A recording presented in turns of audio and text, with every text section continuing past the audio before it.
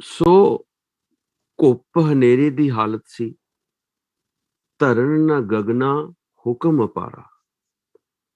ਨਾ ਧਰਤੀ ਸੀ, ਨਾ ਗਗਨ ਆਕਾਸ਼, ਤੇ ਨਾ ਹੀ ਉਸ ਅਕਾਲ ਪੁਰਖ ਵਾਹਿਗੁਰੂ ਦੇ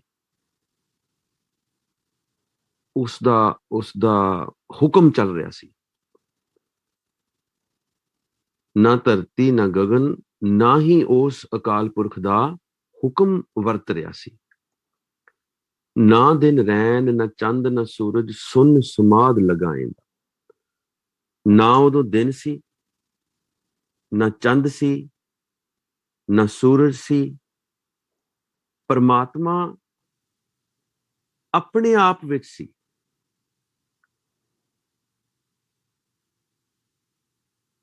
ਸੁਨ ਸਮਾਧ ਜਿਹਨੂੰ ਕਹਿੰਦੇ ਆ,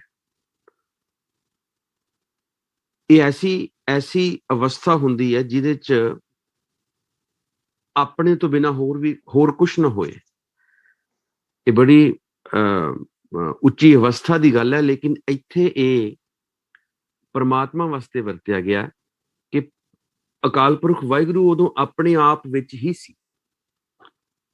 ਹਾਂ, ਪਰ ਉਹਦਾ ਹੁਕਮ ਨਹੀਂ ਸੀ ਵਰਤ ਰਿਹਾ। ਧਰਨ ਨਾ ਗਗਨਾ ਹੁਕਮ ਅਪਾਰਾ, ਇਹਦੇ ਵਿੱਚ ਜਿਹੜਾ ਨੰਨਾ ਲਫ਼ਜ਼ ਹੈ ਉਹ ਨਾ ਧਰਤੀ, ਨਾ ਆਕਾਸ਼, ਨਾ ਉਸ ਕਰਤੇ ਪੁਰਖ ਦਾ ਹੁਕਮ। ਨੰਨਾ ਲਫ਼ਜ਼ ਤਿੰਨਾਂ ਚੀਜ਼ਾਂ ਵਾਸਤੇ ਵਰਤਿਆ ਗਿਆ। ਧਰਨ ਨਾ ਗਗਨਾ ਹੁਕਮ ਅਪਾਰਾ। ਸੋ ਇਹ ਹੋ ਗਿਆ ਪਹਿਲਾ ਪਦਾ। ਦੂਸਰਾ ਪਦਾ ਚੱਲੀਏ, ਖਾਣੀ ਨਾ ਬਾਣੀ, ਪਾਉਣ ਨਾ ਪਾਣੀ। ਨਾ ਹੀ ਉਦੋਂ ਦੁਨਿਆਵੀ ਰਚਨਾ ਦੀਆਂ ਚਾਰ ਖਾਣੀਆਂ ਸਨ। ਚਾਰ ਖਾਣੀਆਂ ਆਪਾਂ ਦੱਸ ਕੇ ਆਏ ਆ ਪਿੱਛੇ, ਅੰਡਜ, ਜੇਰਜ, ਉਤਭੁਜ, ਸੇਤਜ। ਨਾ ਹੀ ਕੋਈ ਜੀਵਾਂ ਦੀਆਂ ਬੋਲੀਆਂ ਸਨ। ਨਾ ਪਾਣੀ ਸੀ, ਨਾ ਹੀ ਹਵਾ ਸੀ। ਓਪਤ ਖਪਤ ਨਾ ਆਵਣ ਜਾਣੀ। ਨਾ ਉਤਪत्ति ਸੀ, ਨਾ ਪਰਲੋ ਸੀ, ਨਾ ਜਨਮ ਮਰਨ ਸੀ। ਖੰਡ ਪਤਾਲ ਸਪਤ ਨਹੀਂ ਸਾਗਰ, ਨਦੀ ਨਾ ਨੀਰ ਵਹਾਏਂਦਾ। ਉਸ ਸਮੇਂ ਨਾ ਧਰਤੀ ਦੇ 9 ਖੰਡ, ਨਾ ਪਤਾਲ, ਨਾ ਸਮੁੰਦਰ, ਨਾ ਹੀ ਨਦੀਆਂ ਵਿੱਚ, ਦਰਿਆਵਾਂ ਵਿੱਚ ਕਿਤੇ ਪਾਣੀ ਵਹਿ ਰਿਹਾ ਸੀ। ਨਾ ਤਦ ਸੁਰਗ ਮੱਛ ਪਿਆਲਾ, ਨਾ ਹੀ ਕੋਈ ਸੁਰਗ ਲੋਕ ਸੀ, ਨਾ ਹੀ ਕੋਈ ਮਾਤ ਲੋਕ ਸੀ, ਨਾ ਹੀ ਕੋਈ ਪਤਾਲ ਸੀ। ਦੋਜ਼ਖ ਪਿਸਤ ਨਹੀਂ ਖੈ ਕਾਲਾ, ਨਾ ਕੋਈ ਦੋਜ਼ਖ, ਨਾ ਕੋਈ ਵਹਿਸ਼ਤ। ਦੋਜ਼ਖ ਹੁੰਦਾ ਨਰਕ, ਔਰ ਪਿਸਤ ਹੁੰਦਾ ਹੈਵਨ, ਸਵਰਗ। ਸੋ ਨਾ ਕੋਈ ਨਰਕ, ਨਾ ਕੋਈ ਸਵਰਗ, ਤੇ ਨਾ ਹੀ ਕੋਈ ਮੌਤ ਲੈ ਕੇ ਆਉਣ ਵਾਲਾ ਸੀ। ਖੈ ਕਾਲਾ, ਨਰਕ ਸੁਰਗ ਨਹੀਂ ਜੰਮਣ ਮਰਨਾ, ਨਾ ਕੋ ਆਏ ਨਾ ਜਾਏਗਾ। ਸੋ ਦੁਬਾਰਾ ਫਿਰ ਉਸੇ ਚੀਜ਼ ਨੂੰ ਐਕਸਪਲੇਨ ਕੀਤਾ, ਪਹਿਲਾਂ ਉੱਤੇ ਦੋਜ਼ਖ ਭਿਸਤ ਕਹਿ ਕੇ, ਫਿਰ ਥੱਲੇ ਨਰਕ ਸੁਰਗ ਕਹਿ ਕੇ।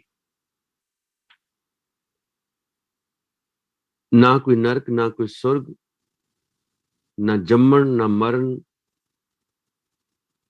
ਨਾ ਹੀ ਕੋਈ ਜੂਨਾਂ ਵਿੱਚ ਆਉਂਦਾ ਜਾਂਦਾ ਸੀ। ਬ੍ਰਹਮਾ ਵਿਸ਼ਨ ਮਹੇਸ਼ ਨਾ ਕੋਈ, ਨਾ ਕੋਈ ਬ੍ਰਹਮਾ ਸੀ, ਨਾ ਕੋਈ ਵਿਸ਼ਨੂੰ ਸੀ, ਨਾ ਹੀ ਕੋਈ ਸ਼ਿਵ ਸੀ।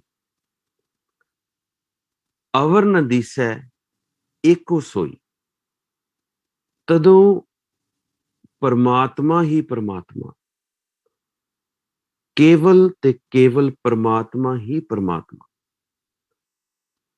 ਹੋਰ ਸਭ ਕਾਸੇ ਦੀ ਗੈਰ ਹਾਜ਼ਰੀ ਸੀ। ਨਾਰ ਪੁਰਖ ਨਹੀਂ, ਜਾਤ ਨਾ ਜਨਮਾ, ਨਾ ਕੋ ਦੁੱਖ ਸੁਖ ਪਾਏਂਦਾ। ਨਾ ਕੋਈ ਇਸਤਰੀ, ਨਾ ਕੋਈ ਮਰਦ ਸੀ, ਨਾ ਕੋਈ ਜਾਤ ਸੀ, ਨਾ ਹੀ ਕੋਈ ਜਨਮ ਲੈਂਦਾ ਸੀ, ਨਾ ਹੀ ਕੋਈ ਦੁੱਖ ਸੁੱਖ ਭੋਗਣ ਵਾਲਾ ਜੀਵ ਸੀ। ਨਾ ਤਦ ਜਤੀ ਸਤੀ ਬਨਵਾਸੀ, ਨਾ ਹੀ ਕੋਈ ਜਤੀ ਸਤੀ ਸੀ। ਸਤੀ ਉਹ ਵਿਅਕਤੀ ਹੁੰਦਾ ਹੈ ਜਿਹੜਾ ਉੱਚਾ ਆਚਰਨ ਬਣਾਉਣ ਦਾ ਯਤਨ ਕਰ ਰਿਹਾ ਹੋਏ, ਔਰ ਜਤੀ ਉਹ ਹੁੰਦਾ ਹੈ ਜਿਹੜਾ ਜਤ ਧਾਰਨ ਕਰਨ ਵਾਲਾ ਹੋਏ, ਜਿਹਨੂੰ ਕਹਿ ਦਿੰਦੇ ਬਿਹੰਗਮ, ਪੰਜਾਬੀ 'ਚ ਕਹਿ ਦਿੰਦੇ ਆ, ਔਰ ਸੰਨਿਆਸੀ ਕਹਿ ਦਿੰਦੇ ਆ, ਜਿਹੜੇ ਲੋਕ ਗ੍ਰਸਤ ਜੀਵਨ ਨਹੀਂ ਅਪਣਾਉਂਦੇ। ਨਾ ਤਦ ਜਤੀ ਸਤੀ ਬਨਵਾਸੀ, ਬਨਵਾਸੀ ਉਹ ਹੁੰਦੇ ਆ ਜਿਹੜੇ ਗ੍ਰਸਤ ਦਾ ਤਿਆਗ ਕਰਕੇ ਜੰਗਲਾਂ 'ਚ ਜਾ ਕੇ ਰਹਿੰਦੇ ਆ, ਉਹਨਾਂ ਨੂੰ ਤਿਆਗੀ ਵੀ ਕਹਿ ਦਿੰਦੇ ਆ। ਸੋ ਅੱਗੇ ਬਨਵਾਸੀ ਦਾ ਆਪੋਜ਼ਿਟ ਆਏਗਾ ਸੁਖਵਾਸੀ। ਨਾ ਤਦ ਸਿੱਧ ਸਾਧਕ ਸੁਖਵਾਸੀ, ਨਾ ਹੀ ਕੋਈ ਉਦੋਂ ਸਿੱਧ ਸਾਧਕ, ਨਾ ਹੀ ਕੋਈ ਸਨਾਤਨ ਧਰਮ ਦੇ ਨਾਲ ਭਗਤੀ ਕਰਨ ਵਾਲਾ ਸੀ, ਨਾ ਹੀ ਕੋਈ ਮੁਸਲਿਮ ਤਰੀਕੇ ਦੇ ਨਾਲ ਭਗਤੀ ਕਰਨ ਵਾਲਾ ਸੀ, ਨਾ ਹੀ ਕੋਈ ਗ੍ਰਸਤੀ ਸੀ। ਸੋ ਸੁਖਵਾਸੀ ਦਾ ਮਤਲਬ ਇੱਥੇ ਗ੍ਰਸਤੀ ਹੈ। ਉਤਲੀ ਲਾਈਨ ਦੇ ਵਿੱਚ ਆਪੋਜ਼ਿਟ ਹੈ ਬਨਵਾਸੀ। ਸੁਖਵਾਸੀ ਉਹ ਜਿਹੜਾ ਗ੍ਰਸਤ ਜੀਵਨ ਅਪਣਾਏ, ਬਨਵਾਸੀ ਉਹ ਜਿਹੜਾ ਗ੍ਰਸਤ ਜੀਵਨ ਦਾ ਤਿਆਗ ਕਰ ਦੇਵੇ। ਜੋਗੀ ਜੰਗਮ ਭੇਖ ਨਾ ਕੋਈ, ਨਾ ਕੋ ਨਾਥ ਕਹਾਇਂਦਾ। ਨਾ ਹੀ ਕੋਈ ਜੋਗੀਆਂ ਦਾ ਤੇ ਨਾ ਹੀ ਜੰਗਮਾਂ ਦਾ ਕੋਈ ਭੇਖ ਸੀ, ਨਾ ਹੀ ਕੋਈ ਜੋਗੀਆਂ ਦਾ ਗੁਰੂ ਅਖਵਾਉਣ ਵਾਲਾ ਸੀ।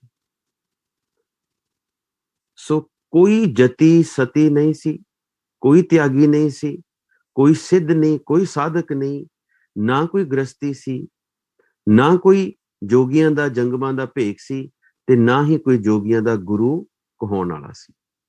ਅੱਗੇ ਚਲੀ, ਜਪ ਤਪ ਸੰਜਮ ਨਾ ਬ੍ਰਤ ਪੂਜਾ। ਕੋਈ ਜਪ ਨਹੀਂ ਸੀ ਹੋ ਰਿਹਾ ਕਿਤੇ, ਕੋਈ ਤਪ ਨਹੀਂ ਸੀ ਹੋ ਰਿਹਾ ਕਿਤੇ, ਕਿਤੇ ਕੋਈ ਸੰਜਮ ਨਹੀਂ ਸੀ ਸਾਧਿਆ ਜਾ ਰਿਹਾ, ਨਾ ਹੀ ਕਿਸੇ ਬੁੱਤ ਦੀ ਪੂਜਾ ਕੀਤੀ ਜਾਂਦੀ ਸੀ, ਨਾ ਹੀ ਕੋਈ ਵਰਤ ਰੱਖੇ ਜਾਂਦੇ ਸੀ। ਨਾ ਕੋ ਆਖ ਵਖਾਣੈ ਦੂਜਾ, ਤਦੋਂ ਕੋਈ ਐਸਾ ਜੀਵ ਨਹੀਂ ਸੀ ਜੋ ਪਰਮਾਤਮਾ ਤੋਂ ਬਿਨਾਂ ਕਿਸੇ ਹੋਰ ਦਾ ਜ਼ਿਕਰ ਕਰਦਾ।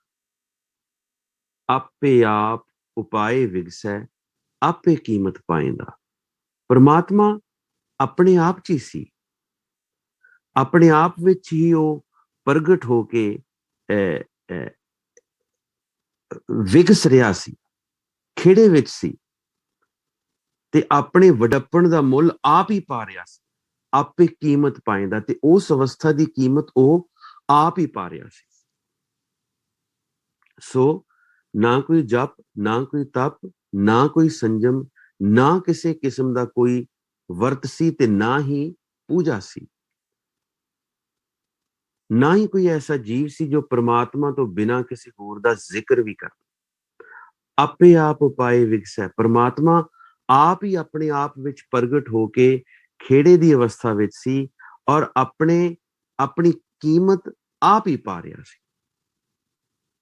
ਨਾ ਸੁੱਚ ਸੰਜਮ ਤੁਲਸੀ ਮਾਲਾ, ਨਾ ਕਿਤੇ ਕੋਈ ਸੁੱਚ ਰੱਖੀ ਜਾ ਰਹੀ ਸੀ, ਨਾ ਕਿਤੇ ਕੋਈ ਸੰਜਮ ਕੀਤਾ ਜਾ ਰਿਹਾ ਸੀ, ਨਾ ਕਿਤੇ ਤੁਲਸੀ ਦੀ ਮਾਲਾ ਸੀ। ਗੋਪੀ ਕਾਨ ਨਾ ਗਊ ਗਵਾਲਾ, ਨਾ ਕੋਈ ਗੋਪੀ ਸੀ, ਨਾ ਕੋਈ ਕ੍ਰਿਸ਼ਨ ਕਨਈਆ ਸੀ, ਨਾ ਕੋਈ ਗਊ ਸੀ, ਨਾ ਹੀ ਕੋਈ ਗਊਆਂ ਦਾ ਰਾਖਾ ਸੀ। ਤੰਤ ਮੰਤ ਪਾਖੰਡ ਨਾ ਕੋਈ, ਨਾ ਕੋ ਵੰਸ ਵਜਾਏਂਦਾ।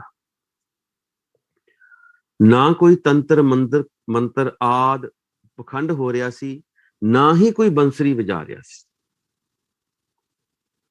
ਕਰਮ ਧਰਮ ਨਹੀਂ ਮਾਇਆ ਮਾਖੀ, ਕੋਈ ਧਾਰਮਿਕ ਕਰਮਕਾਂਡ ਨਹੀਂ ਸੀ, ਤੇ ਨਾ ਹੀ ਕਿਤੇ ਮਿੱਠੀ ਮਾਇਆ ਵਰਤ ਰਹੀ ਸੀ।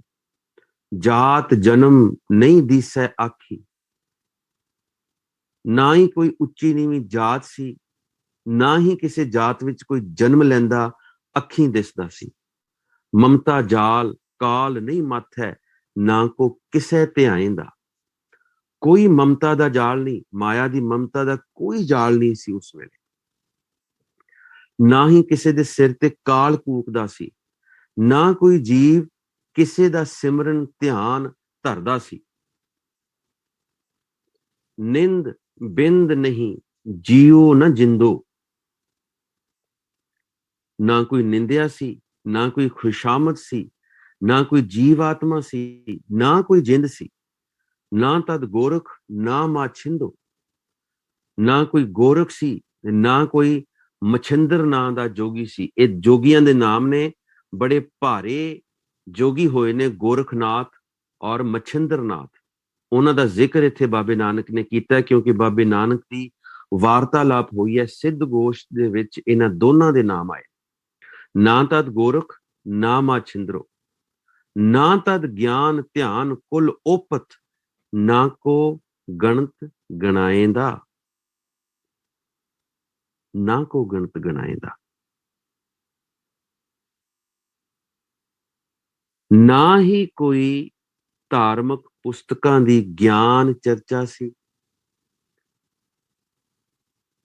ਨਾ ਹੀ ਕਿਤੇ ਸਮਾਧੀ ਸੀ, ਨਾ ਕੋਈ ਧਿਆਨ ਸੀ, ਨਾ ਕਿਤੇ ਕੁਲਾਂ ਦੀ ਉਤਪਤੀ ਸੀ, ਤੇ ਨਾ ਹੀ ਕੋਈ ਚੰਗੀ ਕੁਲ ਵਿੱਚ ਜੰਮਣ ਮਰਨ ਦਾ ਮਾਣ ਕਰਦਾ ਸੀ। ਵਰਨ ਭੇਖ ਨਹੀਂ ਬ੍ਰਾਹਮਣ ਖੱਤਰੀ, ਨਾ ਕੋਈ ਬ੍ਰਾਹਮਣ, ਨਾ ਕੋਈ ਖੱਤਰੀ, ਨਾ ਹੀ ਕੋਈ ਵਰਨ ਸੀ, ਨਾ ਹੀ ਕਿਤੇ ਜੋਗੀ ਜੰਗਮ ਆਦਿਕ ਭੇਖ ਸੀ। ਵਰਨ ਕੋਈ ਸਮਾਜਿਕ ਧਰਮ ਅਨੁਸਾਰ ਕੋਈ ਵੰਡ ਨਹੀਂ ਸੀ ਹੋਈ ਜਾਤਾਂ ਪਾਤਾਂ ਦੀ, ਕਿ ਇਹ ਉੱਚਾ ਇਹ ਨੀਵਾਂ। ਨਾ ਕੋਈ ਬ੍ਰਾਹਮਣ, ਨਾ ਕੋਈ ਖੱਤਰੀ, ਨਾ ਹੀ ਕੋਈ ਵਰਨ ਸੀ, ਨਾ ਹੀ ਕੋਈ ਕਿਸੇ ਕਿਸਮ ਦਾ ਕੋਈ ਭੇਖ ਸੀ। ਦੇਵ ਨਾ ਦੇਹਰਾ ਗਊ ਗਾਇਤਰੀ, ਨਾ ਕੋਈ ਦੇਵਤਾ ਸੀ, ਨਾ ਕੋਈ ਦੇਵਤੇ ਦਾ ਮੰਦਰ ਸੀ, ਨਾ ਕੋਈ ਗਊ ਸੀ, ਨਾ ਕਿਤੇ ਗਾਇਤਰੀ ਸੀ। ਇਹ ਗਾਇਤਰੀ ਮੰਤਰ ਹੈ, ਹਿੰਦੂ ਧਰਮ ਦੇ ਵਿੱਚ ਬਹੁਤ ਮਹਾਨਤਾ ਹੈ ਇਸ ਮੰਤਰ ਦੀ। ਹੋਮ ਜਗ ਨਹੀਂ ਤੀਰਥ ਨਾਵਣ, ਨਾ ਕੋ ਪੂਜਾ ਲਾਏਂਦਾ। ਨਾ ਹੀ ਕਿਤੇ ਕੋਈ ਹਵਨ ਜਾਂ ਯੱਗ ਹੋ ਰਿਹਾ ਸੀ, ਨਾ ਕਿਤੇ ਤੀਰਥਾਂ ਦਾ ਇਸ਼ਨਾਨ ਸੀ, ਨਾ ਹੀ ਕੋਈ ਪੂਜਾ ਕਰ ਰਿਹਾ ਸੀ। ਨਾ ਕੋ ਮੁੱਲਾ, ਨਾ ਕੋ ਕਾਜੀ, ਨਾ ਕੋਈ ਮੌਲਵੀ ਸੀ, ਨਾ ਹੀ ਕੋਈ ਕਾਜ਼ੀ ਸੀ, ਨਾ ਕੋ ਸ਼ੇਖ ਮਸਾਇਕ ਹਾਜੀ, ਨਾ ਹੀ ਕੋਈ ਸ਼ੇਖ ਸੀ, ਨਾ ਹੀ ਕੋਈ ਹੱਜ ਤੇ ਜਾਣ ਵਾਲਾ ਹਾਜੀ ਸੀ। ਰਈਅਤ ਰਾਓ ਨਾ ਹੋਮੈ ਦੁਨੀਆ, ਨਾ ਕੋ ਕਹਿਣ ਕਹਾਏਂਦਾ।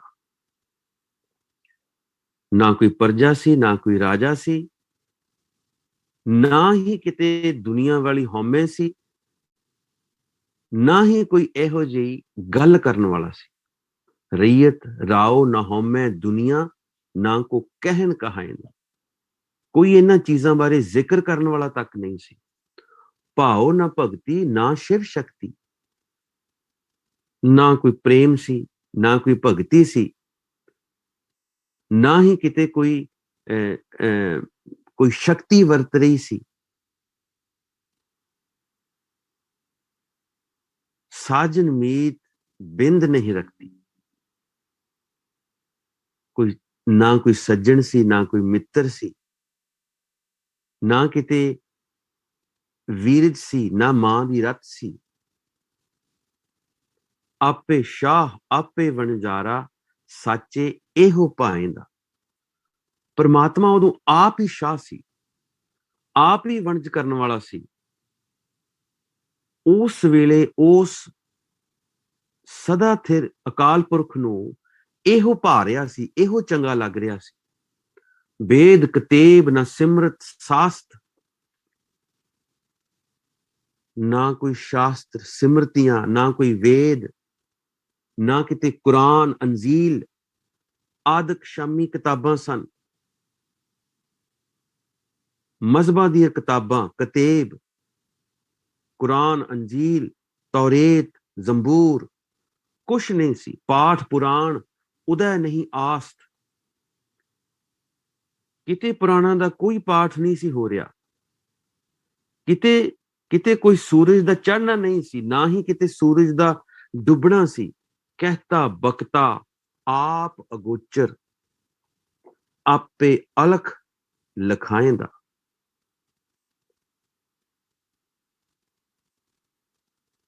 ਉਸ ਵੇਲੇ ਗਿਆਨ ਇੰਦਰੀਆਂ ਦੀ ਪਹੁੰਚ ਤੋਂ ਪਰੇ ਰਹਿਣ ਵਾਲਾ ਪ੍ਰਮਾਤਮਾ ਆਪ ਹੀ ਬੋਲਣ ਚੱਲਣ ਵਾਲਾ ਸੀ। ਆਪ ਹੀ ਉਹ ਅਦ੍ਰਿਸ਼ਟ ਸੀ ਤੇ ਆਪ ਹੀ ਆਪਣੇ ਗੁਣਾਂ ਨੂੰ, ਆਪਣੇ ਆਪ ਨੂੰ ਪ੍ਰਗਟ ਕਰਨ ਵਾਲਾ ਸੀ। ਕਹਿਤਾ ਬਕਤਾ ਆਪ ਅਗੋਚਰ। ਪ੍ਰਮਾਤਮਾ ਉਸ ਵੇਲੇ ਆਪ ਹੀ ਬੋਲਣ ਚੱਲਣ ਵਾਲਾ ਸੀ, ਆਪ ਹੀ ਅਦ੍ਰਿਸ਼ ਸੀ, ਆਪ ਹੀ ਆਪਣੇ ਆਪ ਨੂੰ ਪ੍ਰਗਟ ਕਰਨ ਵਾਲਾ ਸੀ। ਜਾ ਤਿਸ ਭਾਣਾ, ਜਾਂ ਤਿਸ ਭਾਣਾ, ਤਾਂ ਜਗਤ ਉਪਾਇਆ। ਬਾਜ ਕਲਾ ਆਡਾਨ ਰਹਾਇਆ। ਬ੍ਰਹਮਾ ਵਿਸ਼ਨ ਮਹੇਸ਼ ਉਪਾਏ, ਮਾਇਆ ਮੋਹ ਵਧਾਏਂਦਾ। ਫਿਰ ਪ੍ਰਮਾਤਮਾ ਮੌਜ ਵਿੱਚ ਆਇਆ। ਉਹ ਪ੍ਰਮਾਤਮਾ ਨੂੰ ਚੰਗਾ ਲੱਗਾ, ਉਹਨੇ ਕੀਤਾ ਪਸਾਓ ਇੱਕੋ ਕਵਾਓ। ਇੱਕ ਵਾਰ ਕਹਿ ਕੇ ਉਹਨੇ ਇਹ ਜਗਤ ਦਾ ਪਸਾਰਾ ਉਤਪੰਨ ਕਰ ਦਿੱਤਾ, ਪੈਦਾ ਕਰ ਦਿੱਤਾ। ਬਾਜ ਕਲਾ ਆਡਾਨ ਰਹਾਇਆ। ਇਸ ਸਾਰੇ ਜਗਤ ਖਿਲਾਰੇ ਨੂੰ ਉਹਨੇ ਕਿਸੇ ਸਹਾਰੇ ਤੋਂ ਬਿਨਾਂ ਟਿਕਾ ਦਿੱਤਾ। ਕੋਈ ਸਹਾਰਾ ਨਹੀਂ ਹੈ, ਕੋਈ ਕੁਛ ਨਹੀਂ ਹੈ। ਇਸੇ ਤਰ੍ਹਾਂ ਇਹ ਕਿੰਨਾ ਵੱਡਾ ਪਸਾਰਾ ਅਕਾਲ ਪੁਰਖ ਦੀ ਸ਼ਕਤੀ ਇਹਨੂੰ ਆਪ ਹੀ ਚਲਾ ਰਹੀ ਹੈ। ਫਿਰ ਬ੍ਰਹਮਾ ਵਿਸ਼ਨ ਮਹੇਸ਼ ਉਪਾਏ। ਉਸਨੇ ਫਿਰ ਬ੍ਰਹਮਾ ਵਿਸ਼ਨੂੰ ਤੇ ਸ਼ਿਵ ਪੈਦਾ ਕਰ ਦਿੱਤੇ ਤੇ ਸੰਸਾਰ ਵਿੱਚ, ਜਗਤ ਵਿੱਚ ਮਾਇਆ ਦਾ ਮੋਹ ਵੀ ਵਧਾ ਦਿੱਤਾ। ਹੁਣ ਆਈ ਗੱਲ ਇੰਪੋਰਟੈਂਟ। ਵਿਰਲੇ ਕੋ ਗੁਰ ਸ਼ਬਦ ਸੁਣਾਇਆ। परमात्मा ने आप उस परमात्मा ने आप किसी विरले बंदे नू उपदेश दिता। कर कर देखा हुक्म सवाया। परमात्मा संसार जगत पैदा करके आप ही संभाल कर रहा, आप ही उसकी निगरानी कर रहा, हर थां उसका हुक्म वरत रहा। खंड ब्रह्मंड पाताल अरंभे गुप्तों प्रगटियाएंदा।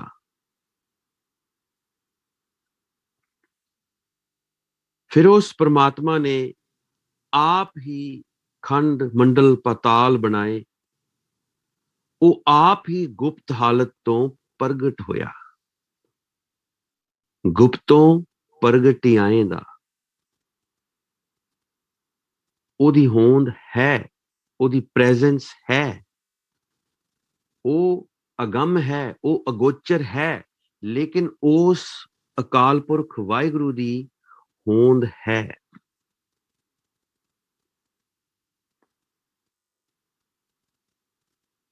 उस अकाल पुरख दी होंद है। फिर अगे ये शब्द चलदा, ताका अंत न जाने कोई। जिद्दां असीं पिछले शब्दां दे विच व्याख्या करते आ रहे हैं, दसदे आ रहे हैं कि उस परमात्मा दा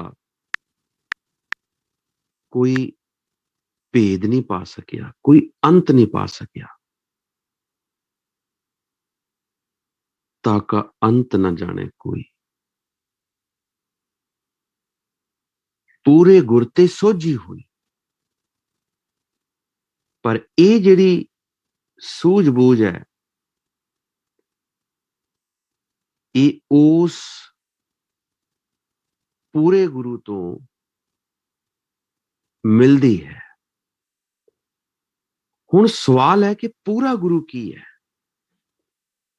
ਪੂਰੇ ਗੁਰ ਤੇ ਸੋਝੀ ਹੋਈ। ਇਸ ਚੀਜ਼ ਨੂੰ ਹੁਣ ਅਸੀਂ ਸਮਝਣਾ ਹੈ।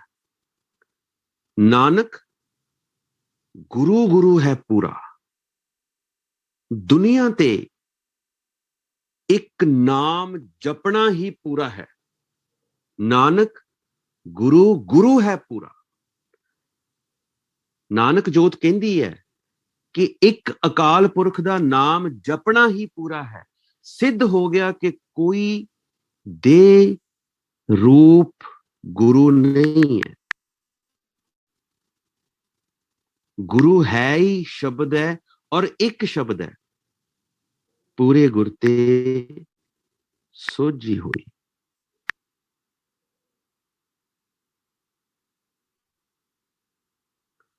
ਤਾਕਾ ਅੰਤ ਨਾ ਜਾਣੇ ਕੋਈ, ਪੂਰੇ ਗੁਰ ਤੇ ਸੋਝੀ ਹੋਈ। ਨਾਨਕ ਸਾਚ ਰਤੇ ਬਿਸਮਾਦੀ, ਬਿਸਮ ਭਏ ਗੁਣ ਗਾਏਗਾ। ਕੋਈ ਵੀ ਜੀਵ ਪਰਮਾਤਮਾ ਦੀ ਤਾਕਤ, ਪਰਮਾਤਮਾ ਦਾ ਕੋਈ ਅੰਤ ਨਹੀਂ ਪਾ ਸਕਦਾ। ਇਹ ਜਿਹੜੀ ਸੋਝੀ ਹੈ ਇਹ ਪੂਰੇ ਗੁਰੂ ਤੋਂ ਉਪਜਦੀ ਹੈ। ਪਰਮਾਤਮਾ ਬਾਰੇ ਪਤਾ ਲੱਗਦਾ ਹੈ ਲੇਕਿਨ ਉਹਦੀ ਹਾਥ ਨਹੀਂ ਪਾਈ ਜਾ ਸਕਦੀ। ਉਹਦੀ ਗੰਭੀਰਤਾ, ਉਹਦਾ ਅੰਤ ਕੁਛ ਨਹੀਂ ਪਾਇਆ ਜਾ ਸਕਦਾ। ਉਹ ਪਰੇ ਤੋਂ ਪਰੇ ਹੈ। ਜਿੰਨਾ ਜਾਣ ਲਓਗੇ ਉਸ ਤੋਂ ਕਿਤੇ ਜ਼ਿਆਦਾ ਗੁਣਾ ਉਹ ਹੋਰ ਵੱਧ ਜਾਊਗਾ। ਇਸ ਚੀਜ਼ ਦਾ ਜ਼ਿਕਰ ਆਪਾਂ ਪਹਿਲਾਂ ਕਰ ਆਏ ਹਾਂ। ਨਾਨਕ ਜੋਤ ਕਹਿੰਦੀ ਹੈ, ਨਾਨਕ ਸਾਚ ਰਤੇ ਬਿਸਮਾਦੀ, ਬਿਸਮ ਭਏ ਗੁਣ ਗਾਏਂਦਾ। ਜਿਹੜੇ ਬੰਦੇ ਉਸ ਪਰਮਾਤਮਾ ਦੇ ਨਾਮ ਰੰਗ ਵਿੱਚ ਰੰਗੇ ਜਾਂਦੇ ਆ, ਰੱਤੇ ਜਾਂਦੇ ਆ, ਉਸ ਪਰਮਾਤਮਾ ਦੇ ਬੇਅੰਤ ਕੌਤਕ ਵੇਖ ਵੇਖ ਕੇ ਹੈਰਾਨ ਹੁੰਦੇ ਨੇ। ਇੰਨਾ ਹੀ ਕਰ ਸਕਦੇ ਆ ਤੇ ਇੰਨਾ ਕਰਕੇ ਉਹ ਕੇਵਲ ਉਸ ਅਕਾਲ ਪੁਰਖ ਵਾਹਿਗੁਰੂ ਦਾ ਨਾਮ ਅਭਿਆਸ ਹੀ ਕਰਦੇ ਆ। ਸਾਚ ਰੱਤੇ ਬਿਸਮਾਦੀ, ਬਿਸਮ ਭਏ ਗੁਣ ਗਾਏਂਦਾ। ਵਿਸਮਾਦ ਦੇ ਵਿੱਚ ਆ ਕੇ ਉਹ ਕੇਵਲ ਤੇ ਕੇਵਲ ਉਸ ਅਕਾਲ ਪੁਰਖ ਦਾ ਨਾਮ ਹੀ ਜਪਦੇ।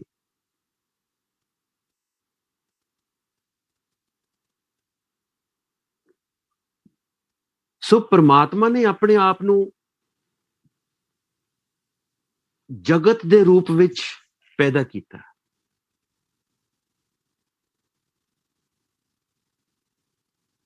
ਇਹੀ ਉਹਦਾ ਨਿਰਾਲਾਪਣ ਹੈ ਤੇ ਉਹ ਫਿਰ ਨਿਰਲੇਪ ਵੀ ਹੈ।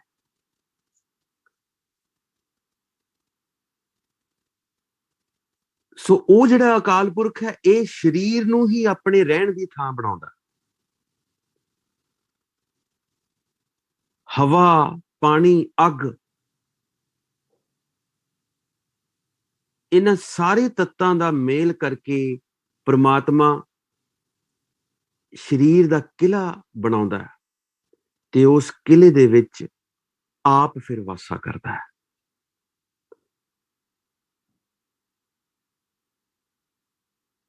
ਉਹ ਪਰਮਾਤਮਾ ਨੇ ਐਸ ਸਰੀਰ ਦੇ ਕਿਲੇ ਦੇ 9 ਬੂਹੇ ਬਣਾਏ, 9 ਦਰਵਾਜ਼ੇ ਬਣਾਏ।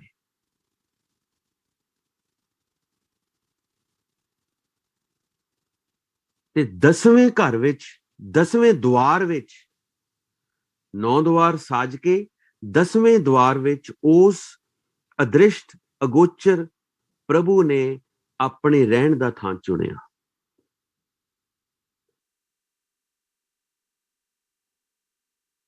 ਤੇ ਜੀਵ ਜਿਹੜੇ ਸਾਡੇ ਵਰਗੇ ਉਹ ਮਾਇਆ ਦੇ ਵਿੱਚ ਫਸ ਕੇ ਆਪਣੇ ਆਪ ਨੂੰ ਇੰਨਾ ਕੁ ਮੈਲਾ ਕਰ ਲੈਂਦੇ ਆ।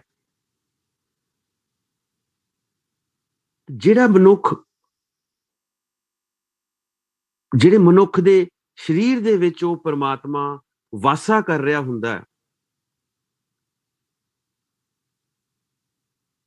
ਉਹ ਮਾਇਆ ਦੀ ਮੈਲ ਦੇ ਕਾਰਨ ਜੀਵਨ ਨੂੰ ਪਛਾਣ ਹੀ ਨਹੀਂ ਸਕਦਾ। ਜਿਹੜਾ ਬੰਦਾ ਗੁਰੂ ਦੇ ਸਨਮੁਖ ਰਹਿੰਦਾ, ਕੇਵਲ ਕੇਵਲ ਕੇਵਲ ਨਾਮ ਅਭਿਆਸ ਕਰਕੇ ਉਹਦੇ ਪੰਜੇ ਗਿਆਨ ਇੰਦਰੇ, ਉਹਦਾ ਮਨ, ਉਹਦੀ ਬੁੱਧੀ, ਸੱਤੇ ਸਰੋਵਰ ਇਹ ਅਕਾਲ ਪੁਰਖ ਦੇ ਨਾਮ ਦੇ ਪਵਿੱਤਰ ਜਲ ਨਾਲ ਭਰੇ ਰਹਿੰਦੇ ਆ। ਇਹ ਸਰੀਰ ਸਰਵਰ ਹੈ ਸੰਤੋ, ਇਸ਼ਨਾਨ ਕਰੋ ਲਿਵ ਲਾਏ। ਇਹ ਸਰੀਰ ਹੀ ਸਭ ਤੋਂ ਵੱਡਾ ਉੱਚਾ ਸੁੱਚਾ ਸਰੋਵਰ ਹੈ। ਇਹੀ ਗੁਰਬਾਣੀ ਦੀ ਵਿਲੱਖਣਤਾ, ਕਿਸੇ ਮਾਨ ਸਰੋਵਰ ਨੂੰ ਮਹਾਨਤਾ ਨਹੀਂ ਦਿੱਤੀ ਗੁਰਬਾਣੀ ਨੇ, ਇਸ ਸਰੀਰ ਸਰੋਵਰ ਨੂੰ ਹੀ ਮਹਾਨਤਾ ਦਿੱਤੀ ਹੈ। ਇਹ ਸਰੀਰ ਸਰਵਰ ਹੈ ਸੰਤੋ, ਇਸ਼ਨਾਨ ਕਰੋ ਲਿਵ ਲਾਏ।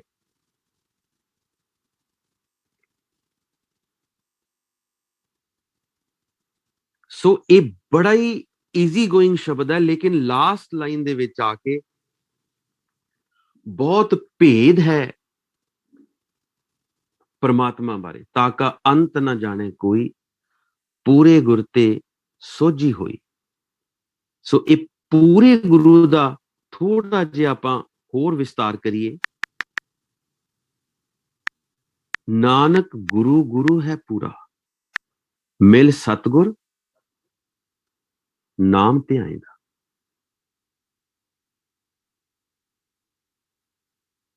ਰਾਮਕਲੀ ਰਾਗ ਦੇ ਵਿੱਚ ਮਹੱਲੇ ਚੌਥੇ ਦਾ ਸ਼ਬਦ ਹੈ, ਨਾਨਕ ਗੁਰੂ ਗੁਰੂ ਹੈ ਪੂਰਾ। ਵਾਹਿਗੁਰੂ ਵਾਹਿਗੁਰੂ ਵਾਹਿਗੁਰੂ ਵਾਹਿਗੁਰੂ।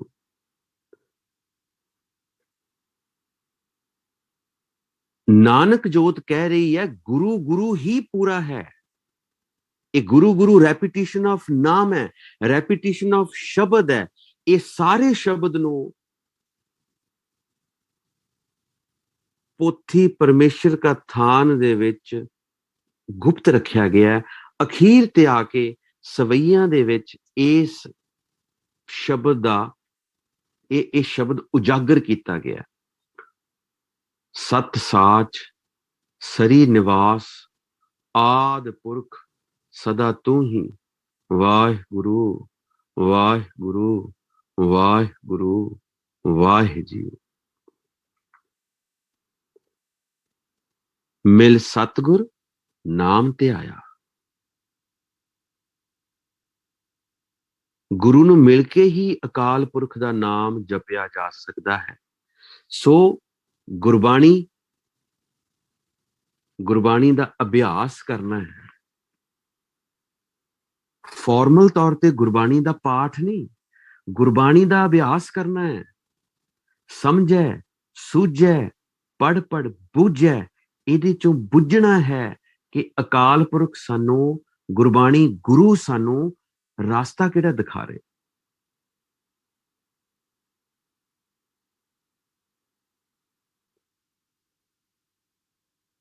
ਬੇਨਤੀ ਕਰਦੇ ਨੇ, ਸ਼ਬਦ ਦੀ ਸ਼ੁਰੂਆਤ ਦੇਖੋ, ਸਤਿਗੁਰ ਦਇਆ ਕਰੋ ਹਰ ਮੇਲੋ, ਮੇਰੇ ਪ੍ਰੀਤਮ ਪ੍ਰਾਣ ਹਰ ਰਾਇਆ। ਅਕਾਲ ਪੁਰਖ ਮਿਹਰ ਕਰ, ਮੈਨੂੰ ਗੁਰੂ ਨਾਲ ਮਿਲਾ। ਹਮ ਚੇਰੀ ਹੋਏ ਲੱਗੇ ਗੁਰ ਚਰਨੀ, ਜਿਨ ਹਰ ਪ੍ਰਭ ਮਾਰਗ ਪੰਥ ਦਿਖਾਇਆ। ਜਿਸ ਗੁਰੂ ਨੇ ਉਸ ਅਕਾਲ ਪੁਰਖ ਦੇ ਮਿਲਾਪ ਦਾ ਰਾਹ ਦੱਸਿਆ, ਮੈਂ ਉਸ ਦਾ ਦਾਸ ਬਣ ਕੇ ਉਹਦੇ ਚਰਨਾਂ ਤੇ ਡਿੱਗਾ ਰਵਾਂ। ਮਹੱਲਾ ਚੌਥਾ। ਮਹੱਲਾ ਚੌਥਾ।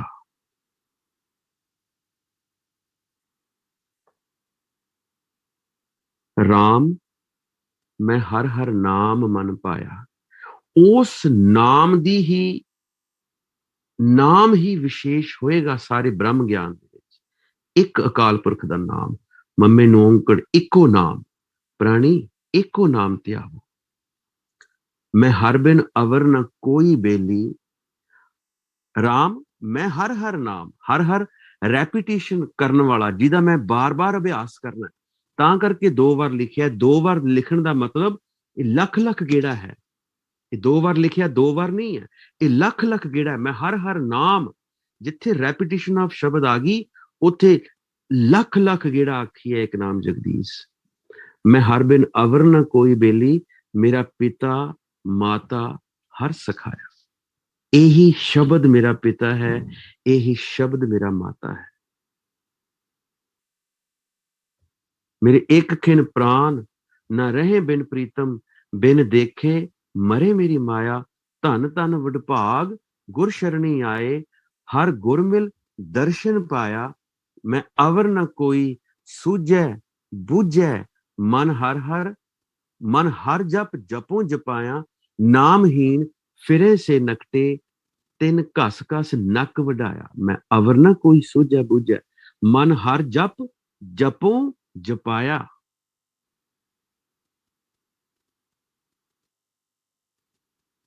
नामहीन फिरे से नकटे, करता नबेड़ा करता। ਕਹਿੰਦੇ ਜਿਹੜੇ ਨਾਮ ਤੋਂ ਵਾਂਝੇ ਰਹਿ ਜਾਂਦੇ ਐ, ਉਹ ਬਸ਼ਰਮਾ ਵਾਂਗ ਕਹਿੰਦੇ ਦੁਨੀਆ ਤੇ ਤੁਰੇ ਫਿਰਦੇ ਐ। ਨਕਟੇ, ਵੱਡੇ ਨੱਕ ਵਾਲੇ ਨੇ, ਜਿਨ੍ਹਾਂ ਦੀ ਕੋਈ ਪੱਤ ਨਹੀਂ ਹੈ। ਨੱਕ ਵੱਡਿਆ ਮਤਲਬ ਇਹ ਇੱਜ਼ਤ ਨਹੀਂ ਉਹਨਾਂ ਦੀ ਕੋਈ। ਉਹ ਬਸ਼ਰਮ ਹੋ ਕੇ ਦੁਨੀਆ ਤੇ ਰਹਿੰਦੇ ਨੇ। ਅਨੇਕਾਂ ਵਾਰੀ ਉਹਨਾਂ ਦੀ ਉਹ ਬੇਇੱਜ਼ਤ ਹੁੰਦੇ ਆ, ਖੁਆਰ ਹੁੰਦੇ ਆ। ਮੋਕੋ ਜਗਜੀਵਨ ਜਿਵਾਲ ਲੈ ਸੁਆਮੀ, ਰਿਦ ਅੰਤਰ ਨਾਮ ਵਸਾਇਆ।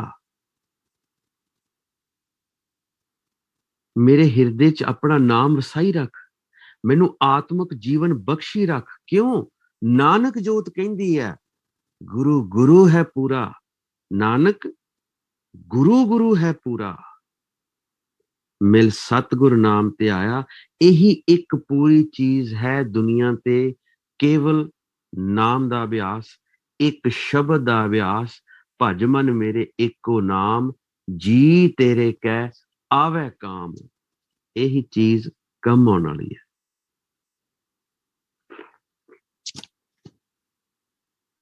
ਸੋ ਅੱਜ ਦੀ ਬੈਠਕ ਦੀ ਆਪਾਂ ਸਮਾਪਤੀ ਕਰਦੇ ਹਾਂ। ਵਾਹਿਗੁਰੂ ਜੀ ਕਾ ਖਾਲਸਾ।